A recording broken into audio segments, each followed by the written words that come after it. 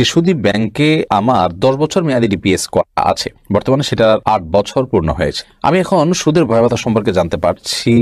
আমার কি এখন এই ডিপিএস ভেঙে দেওয়া জরুরি? শিশুদের কপালের কালো ফোঁটা বা টিপ দেওয়া হয়, এটা কতটা যৌক্তিক? ক্রিকেট খেলার জার্সি পরিধান করে নামাজ পড়লে নামাজ হবে কিনা? হায়েজ অবস্থায় কোরআনের তাফসীর পড়া যাবে কিনা? নামাজরত অবস্থায় ভূমিকম্প হলে করণীয় কি? পিরিয়ডের সময় আমি দরুদ শরীফ পড়তে পারবো কিনা? দাড়ি সোজা করার জন্য কোনো কিছু ব্যবহার করা যাবে কিনা? মেয়েদের নিয়ে বাজে চিন্তা ভাবনা আসলে বা রক্তের কাউকে স্বপ্নে খারাপ কিছু দেখলে এর থেকে কিভাবে বিরত থাকা যায়? আমার বান্ধবীর সমকামী কিছুদিন আগেই জানতে পেরেছি, তাকে কোরআন হাদিসের আলোকে অনেক বুঝিয়েছি কিন্তু সে ফেরেনি। আমার কি তার সাথে বন্ধুত্ব রাখা উচিত হবে? আমাদের বাসার পানিতে খুব দুর্গন্ধ, তাই তেমন করে নামাজ আদায় করা যাবে কি? সুদখোর মেয়েকে বিবাহ করা যাবে কি? সূর্য গ্রহণে কি মহিলাদের উপর কোনো প্রভাব পড়ে? দুষ্টুমি করে আমি আমার স্বামীকে শয়তান বলি, আমার স্বামীও আমাকে শয়তান বলে, এতে কি আমাদের গুনাহ হবে? তাহলে আর বিলম্ব না করে চলুন আমরা প্রশ্ন উত্তর দেওয়ার পালায় প্রবেশ করি। শামীম রেজা, আপনি লিখেছেন আইডি থেকে, শিশুদের কপালের কালো ফোঁটা বা টিপ দেওয়া হয়, এটা কতটা যৌক্তিক?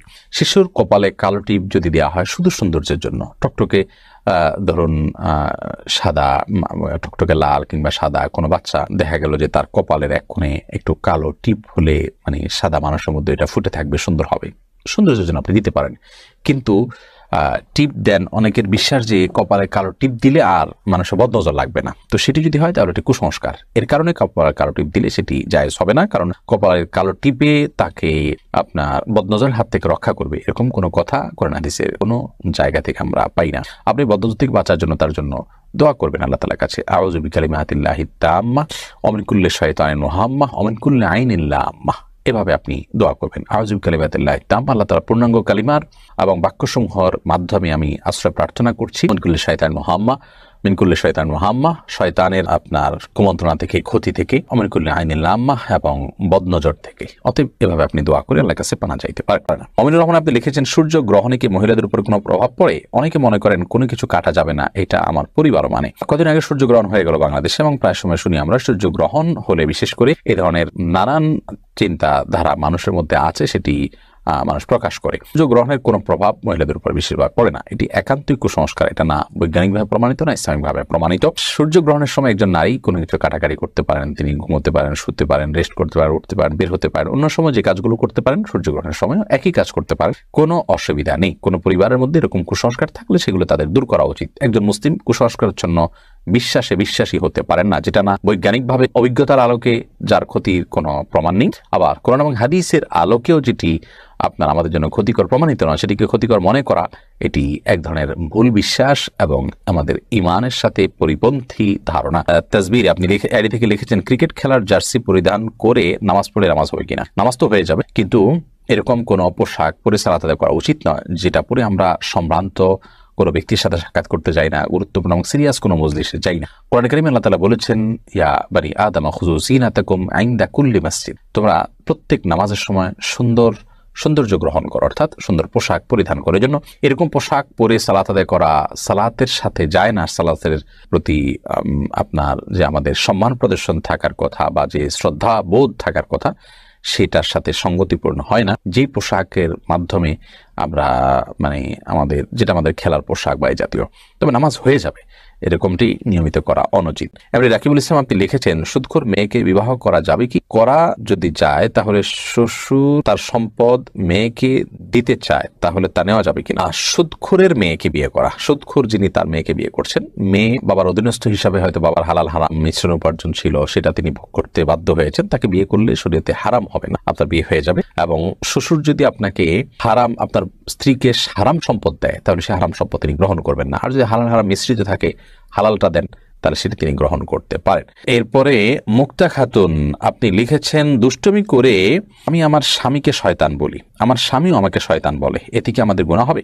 অবশ্যই গুনাহ হবে, কারণ স্বামী স্ত্রী একে অন্যকে কিংবা অন্য যে কোনো মানুষ একে অন্যকে দুষ্টুমি করে শয়তান বলা উচিত নয়। কাউকে শয়তান বলা এটা রীতিমতো তাকে গালি দেওয়া শামিল, কাউকে কাফির বলা, অমুসলিম বলা, শয়তান বলা এটা দুষ্টুমি করার কোনো বিষয় না। শয়তান অভিশপ্ত, আপনি কি আপনার স্বামী বা স্ত্রী অভিশপ্ত হোক সেটি চান, তারপরে তাকে এটা কিভাবে বলতে পারেন? আমরা আজকাল দুষ্টুমি করে অনেক শক্ত জঘন্য গালমন্দ করে থাকি, এটি আমাদের দ্বীনের বিষয় হেয়ালিপনার প্রমাণ করে এবং এটি কোনো সুবিবেচক মানুষের কাজ হতে পারে। রাসেল সাদির আইডি থেকে আপনি লিখেছেন মেয়েদের নিয়ে বাজে চিন্তা ভাবনা আসলে বা রক্তের কাউকে স্বপ্নে খারাপ কিছু দেখলে এর থেকে কিভাবে বিরত থাকা যায়? স্বপ্নে খারাপ কিছু দেখলে তো আপনার নিয়ন্ত্রণের বাইরে, ইস্তেগফার করবেন, ইচ্ছাকৃত সেটা জল্পনা কল্পনা করবেন না।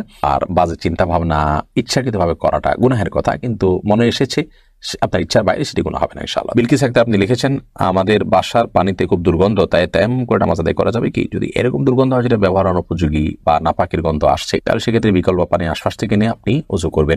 এটুকু অজুহাতে তেমন করতে পারবেন না। বিকল্প কোনো পানি নেই, এই পানি ব্যবহার একদম অনুপযোগী, তাহলে সেক্ষেত্রে আশেপাশে কোথাও পানি নেই অনেক দূর পর্যন্ত, তাহলে সেক্ষেত্রে আপনি তেমন করে নামাজ পড়তে পারবেন।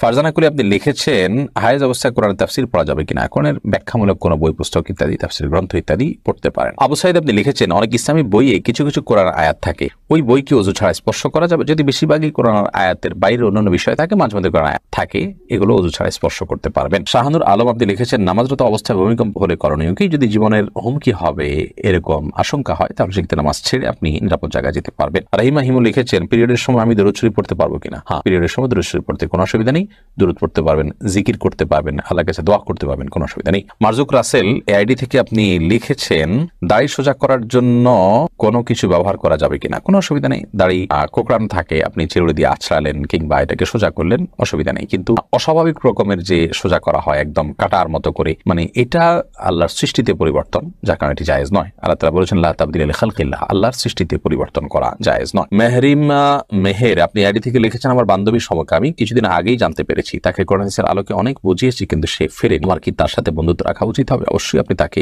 বয়কট এবং বর্জন করা উচিত, মন্দ মানুষের সংস্রব ত্যাগ করা উচিত। কিন্তু তাকে সংশোধনের উদ্দেশ্যে যদি সম্ভাবনা থাকে, তাহলে সেই উদ্দেশ্যে তার সাথে যোগাযোগ রাখতে পারেন, তার বিশ্ব দাওয়া তাকে পেশ করার জন্য কানেক্টেড থাকলে সেটি জায়েজ হতে পারে। আমিদুর রহমান আপনি লিখেছেন, একটি সুদী ব্যাংকে আমার 10 বছর মেয়াদী ডিপিএস করা আছে, বর্তমানে সেটার 8 বছর পূর্ণ হয়েছে। আমি এখন সুদের ভয়াবহতা সম্পর্কে জানতে পারছি, আমার কি এখন এই ডিপিএস ভেঙে দেওয়া জরুরি, নাকি বাকি 2 বছর পূর্ণ করে ভাঙতে পারবো? এখন ভেঙে দিলে মূল টাকাটা কেবল পাবো, কোনো ইন্টারেস্ট পাবো না। এতে সুদী ব্যাংক লাভবান হবে, কিন্তু গরিবের হক তো নষ্ট করা হবে। তাই এখন আমার কি করা উচিত? দেখুন, সুদের কারবার করে তারপর গরিবের উপকার করা, এটার কোনো প্রয়োজন নেই। আমরা অনেকেই ভুলটা করি।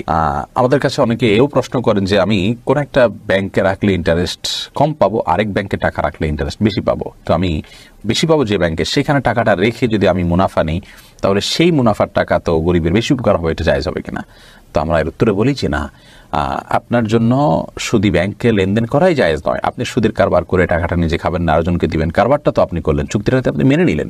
আল্লাহ তাআলা সুদ খেতে যেমন নিষেধ করেছেন, সুদের কারবার, সুদের চুক্তি, সুদের লেনদেনকে মেনে নেওয়া বা এটার সাথে সম্পৃক্ত হওয়াটাকেও নিষেধ করেছেন। সুদের সাথে সংশ্লিষ্ট সকলের প্রতি এই জন্য তো লানত বর্ষিত হয়। যে সুদ লিখলো, সে সুদের সাক্ষ্য দিল, বিভিন্নভাবে ইনভলভ হলো, তাদের সবার প্রতি লানত বর্ষিত হয়। যার কারণে আপনার জন্য উচিত হবে 8 বছর হলেও আপনি এখনই ফিরে আসা। এতে সুদের যে টাকাটা পেতেন আর 2 বছর পরে সেটা আপনি পাবেন না, তো এটা পেলে তো আপনার বিশেষ কোনো লাভ নেই। কিন্তু 2 বছর আপনি গুনাহের মধ্যে থাকবেন, 2 বছর আপনার মৃত্যু হলে কি হবে? তাছাড়া আপনি ইচ্ছাকৃতভাবে কন্টিনিউ কিভাবে করতে পারেন? আল্লাহ তাআলা কোরআনে কারীমে বলেছেন, ফামান জাআহু মাউইযাতুম মির রাব্বিহি ফান্তাহা ফালাহু মা সালাফ।